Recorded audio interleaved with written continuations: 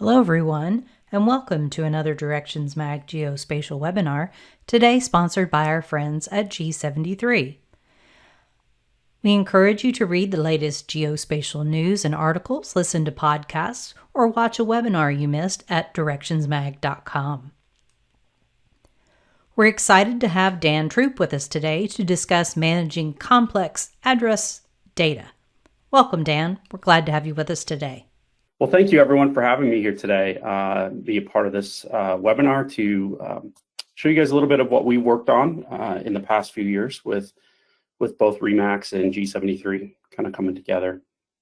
I am the Director of Operations and Strategy. I've worked in residential real estate for the past 17 years and had an opportunity in the past 3 years or so to get involved in a very large project with RE/MAX. And RE/MAX, who is a global leader in residential real estate, started over 49 years ago in Denver, Colorado, and now in over 100 countries. We have over 125,000 independent contractors, all in your local neighborhoods. Every 30 seconds, a RE/MAX agent is helping a consumer purchase a home. And with recent COVID, residential real estate has really become huge, working from home, as many of you may know, and our business has just grown substantially. So I started with 17 years ago, and in the past 3 years, we decided to really take a look at our data and say, what can we do with this data that we're getting? And can we be a little more serious? And so internally, we started a little company and we called it 73. And I was heading up that company at that time and really taking on our own data assets. And that's where the 73 from G73 comes from. It's also the year RE/MAX started in 1973. And it was just a small, nice little addition to the RE/MAX Holdings portfolio. The G portion, obviously being Gadberry Group, who was formulated over 20 years ago as well, out of Little Rock. Those two came together to become G73. And this is a little bit of my journey on understanding address. A little bit about G73 though. G73 is the leader in addressing location intelligence in the US. They have the most comprehensive address database in the marketplace today. And this includes both primary and secondary addresses. If I were to pick one thing for G73, that would really highlight what they do and what they've been doing for the past 20 years. And being involved in this historically, it's important to know that they've been doing this for the past 20 years. And it's ultimately what I ended up tapping into them for and used them so much that it just became a good match that we would bring them in-house and start working even closer with them here at RE/MAX. If I had to visualize my problem from the beginning, it would look like this. Residential real estate in the US is comprised over about 500 data feeds. There's no one single place you can go to get residential listings in the US. There's no one place you can just get one API and get access to all the listings out there. And that's unfortunate. It's a very hard problem to solve, that you have to go to these individual dots that you see here on the screen. Also, the size of the dots that you see there also represents the size of the pipeline. But these data pipelines, speed is important. So we run them every 15 minutes. And it's important that consumers get that information as quickly as possible. It's unique in the United States that we have this cooperation amongst our competitors to share all this data in these pipelines. But it is also a very challenging problem because these pipelines are completely different, run by completely different companies. That means field names are different. The way we download the data is potentially different, whether we access it via flat file or API. And progress is being made in the States to help improve that. But at the end of the day, we still had to map over 1 million fields to fix this problem. This is something we used to hire out for. And this is one of those things where we said, we want to take this in-house. This should be a data asset in which we own. And that was kind of the formulation of 73. And this was the problem we were trying to tackle in the beginning. This visualizes how big that problem is. Although looking at it, it looks very simple. It is very complicated under the hood. One of the big pieces that we knew would be a problem there is address. Addresses come in different formats too from these different pipelines. As you know, or as you may or may not know, address is different based upon the territory you're in. So we get addresses in all different formats, not only from the data payload side, but also the local governments there are using different versions of address. Address is important in real estate because it's the language in which we speak around listings, that whether or not a property is for sale, we tend to give out the address of where the property is at. It's the natural language we all speak about where a property is. I don't know, maybe in the Directions magazine you guys speak in lat long, but I doubt that's the case. So it's important for us to normalize this data, and also it's important for us to correlate the data to other data sets. Also, real estate tends to be on the edge of address. Newer addresses, we tend to see them first in the MLS space before we see them come through public record. If you think of just geocoding in general, geocoding engines rely on large data sets, and we'll get into talking about that, but they rely on large data sets like lookup tables to identify and understand addresses. A lot of our addresses that we get in the residential real estate space don't match anything that comes there. I wouldn't say a lot, it's not the majority of the portion, but you'll see a lot of new construction and things that aren't even recognizable yet, street segments and such that are brand new to the space. And this is really where there is an interesting partnership between RE/MAX in helping improve the services over time that G73 provides. If you kind of visualize what G73 does, this would be the best way. It's best to visualize it, I think. Although they say they have the largest, G73 says that they have the largest address database for the US, which I believe to be true. It's best visualized, right, as points on a map. Not only do they have the best address data set and most comprehensive, but also the most comprehensive locations attached to those address.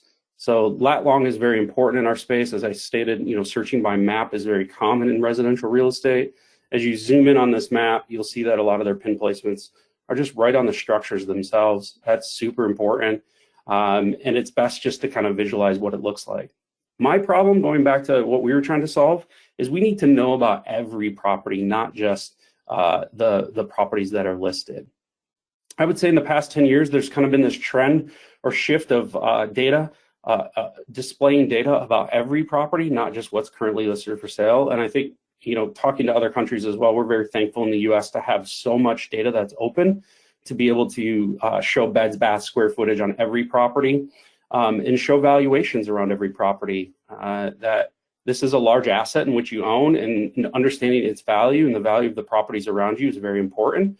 And to do that, we need to not only know about every other property that's out there, but also these 500 pipelines that we have coming in, we need the ability to relate it to an existing data set that's out there today. If you've ever dealt with address before, you may know that addresses are completely different at the local government level than they may be at what we see in real estate, or what you may see from the post office. So it's important that we take those addresses and we relate them to an existing data set. So how do we do it? Well, first we collect the data. It's important that our pipelines understand the addresses that are coming in, and I could spend a ton of time just talking about the different formats addresses we get in. Obviously, we get in parts and pieces, single line, first line, last line. But collecting it in all those different formats and normalizing it to one specific format is where I thought I needed a geocoder. That's what I thought. I was like, oh, I just need the best geocoder. Let's go to the standard ones that you can think of out there, and just chop up the address, piece it out, and match it to this other data.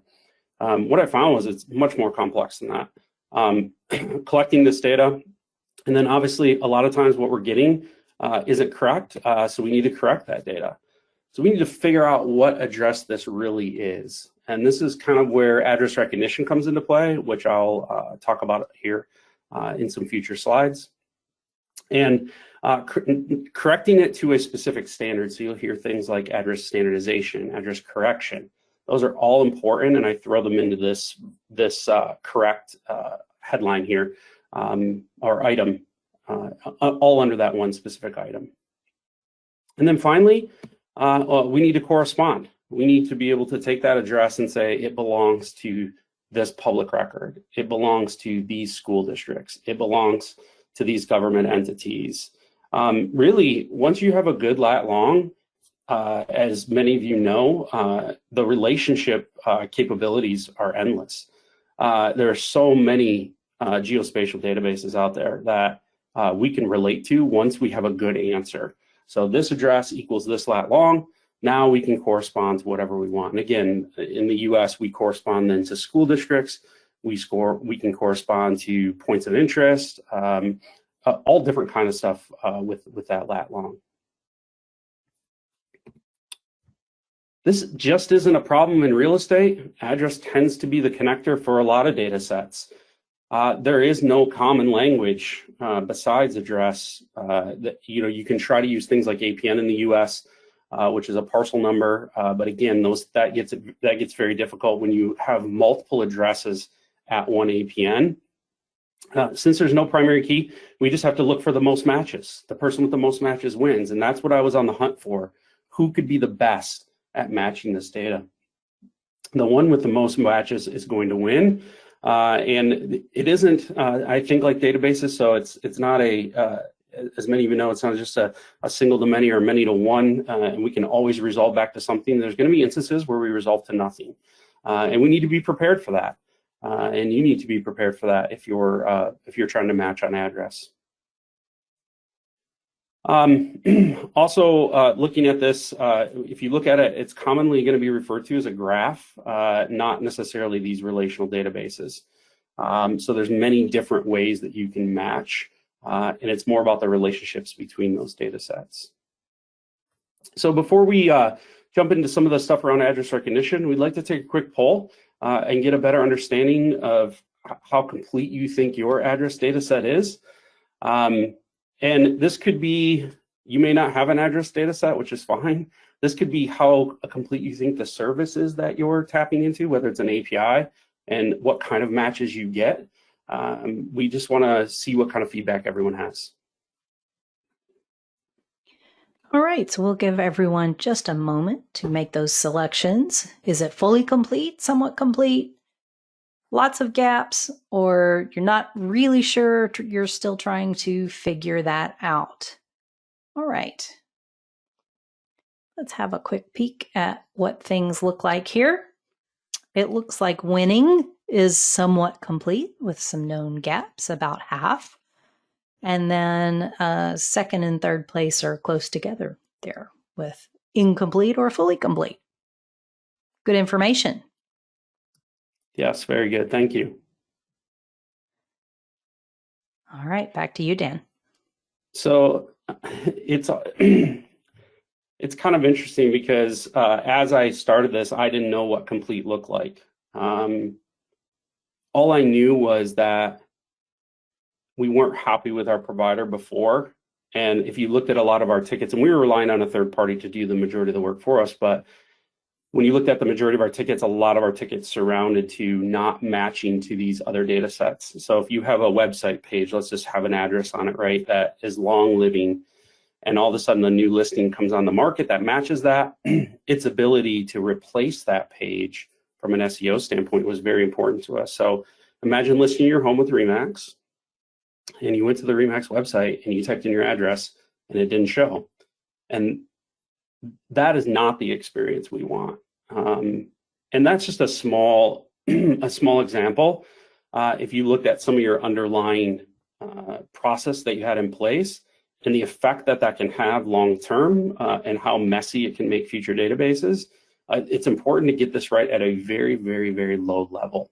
And I know it's not easy to replace these specific pieces, but the importance of them is very large. So the difference between being somewhat complete and being complete, or being, let's say, from 93% to 96%, you have to quantify that in some way and say, is it worth it, or does it, or what is my current match today, my current match rate today?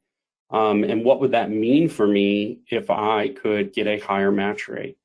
So those are some important questions to ask yourself as you're looking at address matching, and also to continuously test it. Obviously, there's new process in place all the time. There's better, I hate to say the word geocoders, but we'll say geocoder for now. The words I'm really looking for are what we call address recognition.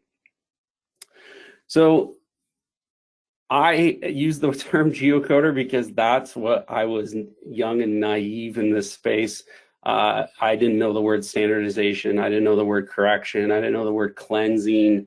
I knew words like parsing, obviously, but address recognition was new to me. And this is where G73 really kind of educated me on this process of recognition, which is the ability to recognize with confidence that this is what you're talking about. This is the address you're talking about. And I know you're going to see things like confidence scores and whatnot in other address recognition engines. And I was looking for something that had a really high confidence rate. When I explain address recognition to other people, I tend to think of my iPhone, right? I think of this facial recognition that my iPhone opens up just by me staring at it. Now it works with a mask, which is even crazier to think. And how that works, it's looking at my face, it's comparing it to something I've already registered as my face to say, yeah, we think this is Dan. But it's doing a little bit more than that, right? It's also looking at it's also looking at the last 100 times that I've unlocked my phone, right? It's looking for big changes, not necessarily the small changes, but it still can accept the small changes. My beard grows or I shave my beard. Will it still work after that? And that's really kind of how address recognition works a little bit, not as, I would say, as complicated as the facial recognition, but it's someone who has a long history of doing this is going to be better at recognizing addresses. And I think that's the longevity here is what I'm trying to draw a comparison to. It's important to constantly be consistent at addresses and be able to keep a high quality standard of addresses and address recognition in place. From the recognition point, it involves a couple pieces. Let's dive into those pieces. First, we deal with correction, right? No one's better at correction than Google. I love their spell check engine. Some of you may use this as well. Did you mean? And this is what we mean by correction, whether it's street spelling incorrectly, or it's dropping or forgetting a suffix, or pre-direction, post-direction, or getting the unit wrong. Right, saying unit or pound instead of apartment. These are common things that trip up a lot of address recognition engines, and it's important that you get the correction right. To avoid this, we tend to suggest, and with address suggestion or autocomplete, as you may call it, this is how we kind of try to box the consumer into, hey, pick this one, so it's easier for us to match. Copying and pasting, though, can throw some of these off, or copying and pasting and quickly hitting enter. But this is a common method. And to avoid issues, we do this today. This is a screenshot from Remax.com. G73's data is a common data set used for autocompletes, and it is also something that is provided as a service if you need it as a service. We built one on our own because we needed some real estate pieces to go in with it. So we took their data as a bulk file and we built this autocomplete. We may have been a little cocky on that. It's harder than you think. With things like synonym matching and getting the speed right, it's definitely not easy. I would recommend you look for a service on this than attempting to tackle it on your own. Parsing is the other piece to recognizing the ability to parse in different formats. And I'm going to show you a little bit of an example here. I know there may be some questions, and we can talk a little bit about things like secondary addresses. We'll handle that here in the example. And this is a real-life example of the API with responses. So you are going to see some JSON here, so I apologize for those of you that are watching. I tried to break it down to simplify it here. But it starts with parsing. It starts identifying the pieces of the address to get down, and I'm using US addresses here because that's pretty much where only place that G73 currently operates is on US addresses. Even though Remax is global, we're focused on US addresses with G73. So we start out with the house number, and these are individual responses that you're going to see back, pre-directional. Even though I've included a period here, it's going to drop that period for us. Name for the street name, as well as the type of street, the unit type, and the unit number. So it's gonna break those down for you into individual pieces, which is pretty standard to see this amongst anything, any address parser. And obviously breaking out the city, the state, as well as that zip. So once you have the pieces, you can then really break down and try to identify what addresses this is. So that's going to happen in that recognition once we have the individual pieces. Now I gave this this is a softball, right?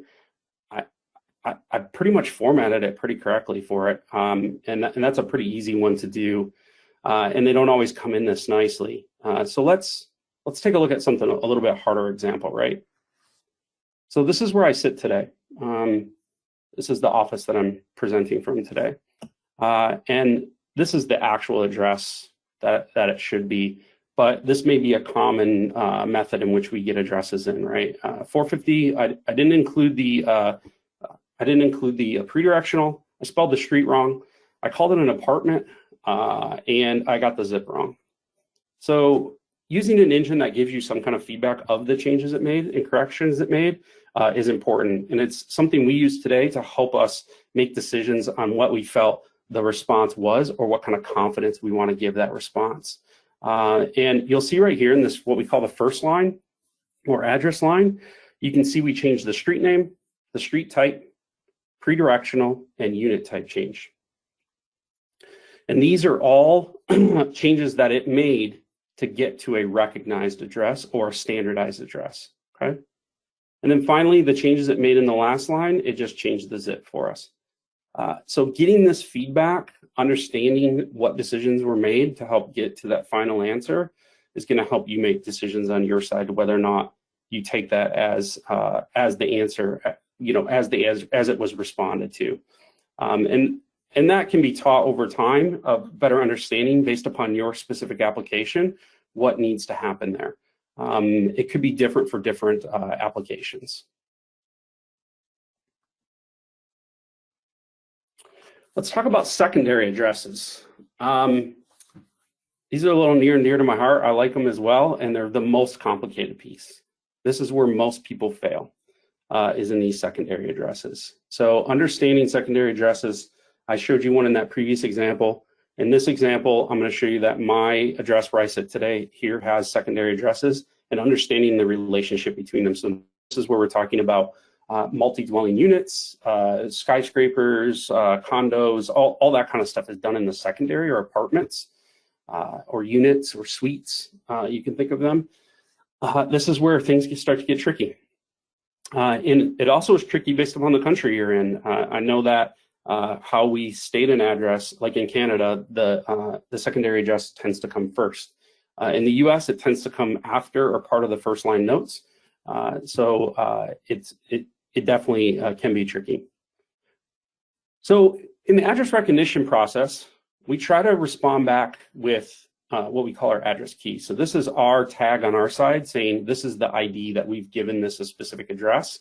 And as long as that address doesn't change, that ID won't change in our data set. So every quarter that this gets delivered, that G73 delivers it to me, I know that those address keys are going to remain the same as long as the address hasn't changed. I also know in this instance that there's 4 addresses attached to this specific address. So there's going to be 4 child addresses underneath this primary address. So when I give the API, and these are all actual API responses that you're seeing, but this is exactly what you would see kind of in the flat files, data files that we provide as well. 450 West Center Avenue, Suite B, Portage, Michigan. You'll see if I give it a secondary address or a child address, the address key and the base parent key are going to match up. Or sorry, you're going to be different, but the address key in the above, the address key is going to be a separate address key. Sorry, I'll get my words out here. Slow down. The address key that you see listed here is going to be its own unique address for that secondary address. And then you're going to have the base parent key. So if you're doing any kind of clustering on maps, you can use these keys to better understand and dig into the apartment complexes, multi-dwelling units that you'll see here. And it works really well for that. Finally, address confidence in geo. So this comes along with the correlate portion, right?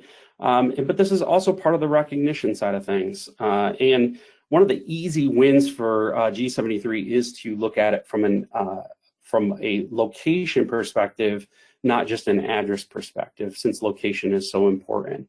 And you're going to get two things back here that help you better understand that. One is you're going to get back an address confidence score, and this is unique to G73.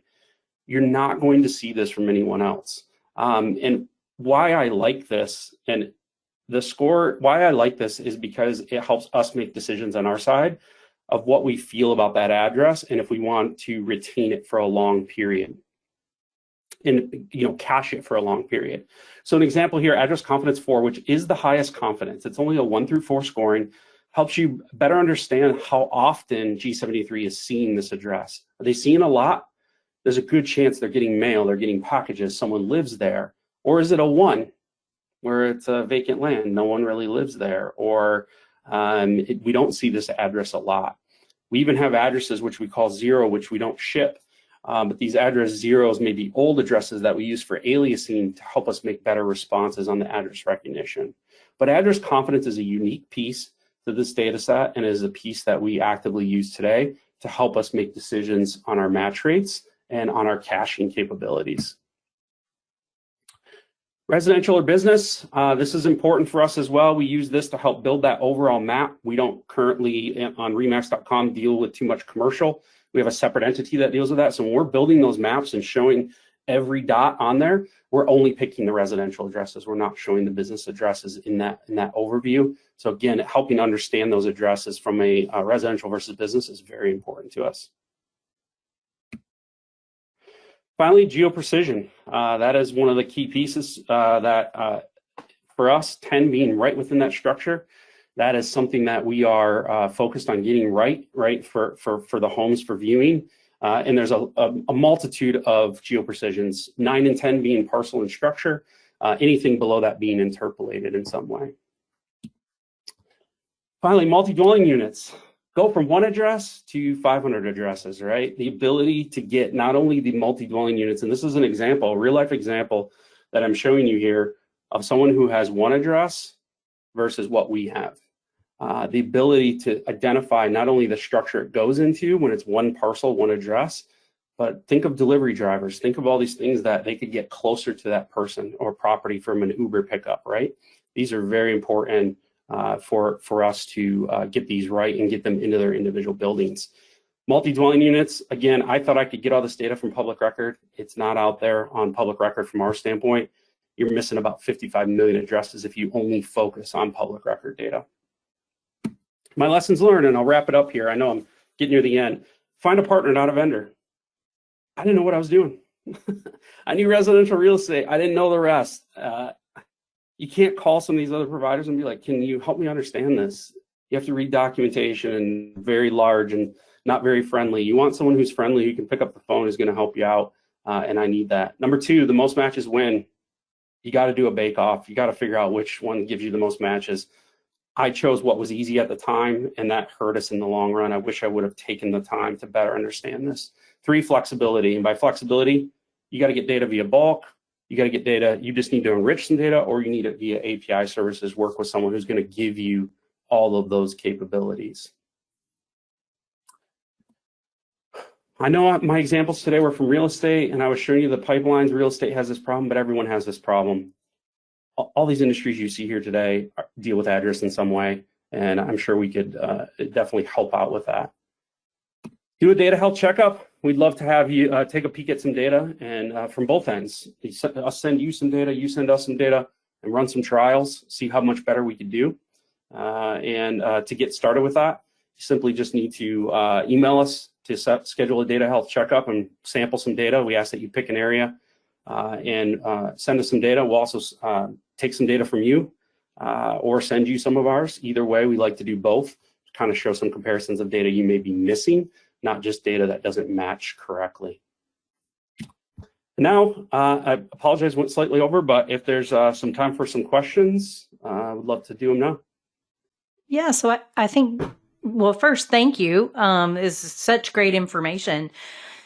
So let's dig into a few questions, and we won't keep folks too long.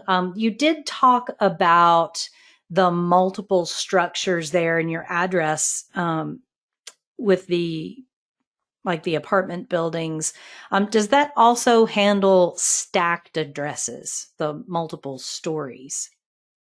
Yes, and that's where if you look at cities like Manhattan or any large cities, you are going to see that our coverage is some of the best, and the ability to identify within a structure all of the apartments or suites.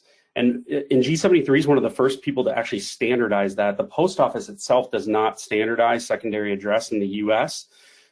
We've standardized it from a commercial standpoint and then a residential standpoint. So you can expect to see that if the ground floor is commercial, it'll say suites. And then if it's units or condos or apartments or townhouses above, you can see that all within the same building and see those secondary addresses. Again, if you just looked at public record, you're missing about 55 million secondary addresses. Excellent. Do you use the standards utilized by the National Address Database? That's probably a good question for someone on our technical that's on our team. Well, great. We can get back with them then. We can get back with them. I will tell you this, we use the post office standards in the US. That is our main guiding documentation. And I think that's what makes the United States the best case for this, is that we all have a set of rules in which we follow from an address that makes it possible for us to match an address. If we didn't have those rules, that would be very difficult for us to match on address. Great. Someone would like to know, could you review how the address confidence score is created? We can, but I'll give you, I can't do it all here today, but what I will tell you is the more we see it makes for a higher score. So what G73 is doing is taking multiple data sets of address that they see that may be coming in weekly, monthly, quarterly, however the different data sets we get in, public record, parcels, E911, whatever it may be, right? The amount of times we see it from multiple sources improves its confidence score. If it starts to go away and we see it less, or we haven't seen it that much, then the confidence score stays lower. Great. Kind of feels like AI. All right. So one last question, and then we will collect the rest to share with you guys. I know that folks are eager to get all their questions answered, but we are a little over today. Are there any plans to expand G73 globally? So yeah, I see the questions in here for Canada and globally. Not at this time. We don't have plans to expand globally. It takes a lot of data to do what we do in the U.S. I would say things that are things in North America are a little bit easier to kind of handle right now. The closest one I think that we would look at going to, because RE/MAX also has a very large presence in, is Canada. That would probably be our nearest neighbor that we would focus on next. But right now the plans are to, we think we're at about a 95% coverage in the U.S. On our addresses, and working from that next 5% is what we're always focused on, because that's what our customers demand from us. So continuously improving on what we do, and also consistently delivering quarterly. Awesome.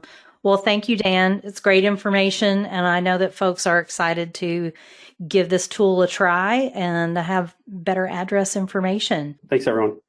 So folks, remember to keep an eye on your inbox. Thanks again to Dan for his expertise, and a shout out to Mark, who's also helping us out with logistics. We hope that you have a great day. Tell a friend about G73 and Directions Magazine. Thanks, everybody.